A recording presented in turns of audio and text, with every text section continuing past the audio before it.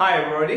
So গত ক্লাসগুলোতে আমরা present indefinite, present continuous, present perfect continuous, past indefinite, past continuous, past perfect continuous এবং past perfect সম্পর্কে জেনেছি এবং ফিউচার ইনডিফিনিট সম্পর্কে জেনেছি এবং বিস্তারিত আলোচনা করেছি। সো আজকে আমাদের আলোচনার বিষয় বা জানার বিষয় সেটা হচ্ছে ফিউচার কন্টিনিউয়াস। ওকে, সো আমি তোমাদেরকে একটা লাইন বলি যে রহিম স্কুলে যেতে থাকবে।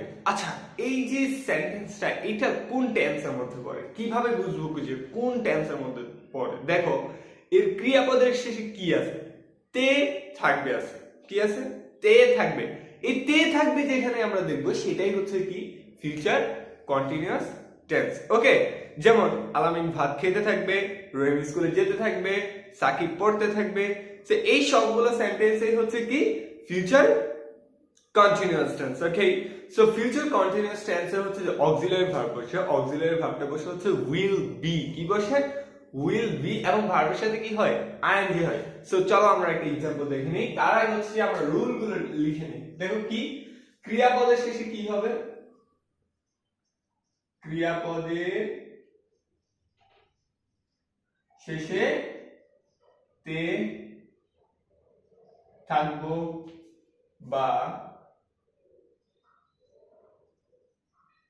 তে থাকবে, এগুলো থাকবে। ঠিক আছে, বুঝতে পারছো?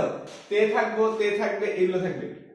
দুই নাম্বার হচ্ছে কি অক্সিলারি ভার্ব কি করবে? অক্সিলারি ভার্ব কি বলবে? উইল বি বলবে। কি বলবে? Will be. উইল বি বসবে। ওকে, তিন নাম্বার কি? তিন নাম্বার হচ্ছে যে ভার্বের সাথে আইএনজি। ওকে, সো চলো আমরা একটা एग्जांपल দেখি নিই। एग्जांपलটা কি? যে রহিম পড়তে থাকবে। কি পড়তে থাকবে? ওকে, এটা কোন একটা প্রসঙ্গে কথা প্রসঙ্গে বলা হয়েছে যে কি রহিম পড়তে থাকবে। ওকে, সো এখানে সাবজেক্ট হচ্ছে, আচ্ছা আমি প্রথমত ফরম্যাটটা লিখে দিই। কি সাবজেক্ট প্লাস হচ্ছে কি উইল বি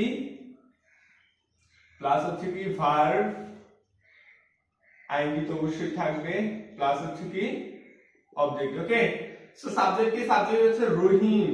সাবজেক্ট কি রহিম, তাহলে তারপর হচ্ছে যে অক্সিলারি ভার্ব উইল বি, তারপর কি ভার্বের সাথে আইএনজি, ভার্ব কি read, ING, Rahim will be reading. এইখানে অবজেক্ট নাই, তাহলে এইখানে আমরা খুব ইজিলি কিন্তু ট্রান্সলেট করে ফেলতে পারলাম বাংলা থেকে ইংলিশে। সো দেখো, তুমি যদি বাংলাটা জানো তুমি ইংলিশটা পারবা, ইংলিশটা জানলে বাংলাটা পারবা, মানে একই সাথে হচ্ছে যে তুমি দুইটা একদম ক্লিয়ার হয়ে যাচ্ছে। এবং তোমার এই ক্ষেত্রে কিন্তু কথা বলার ক্ষেত্রে তোমার এইটা খুবই উপকারী হবে। গ্রামাটিক্যাল প্রবলেমস গুলো সলভ করতে খুবই সহজ বুদ্ধ হবে।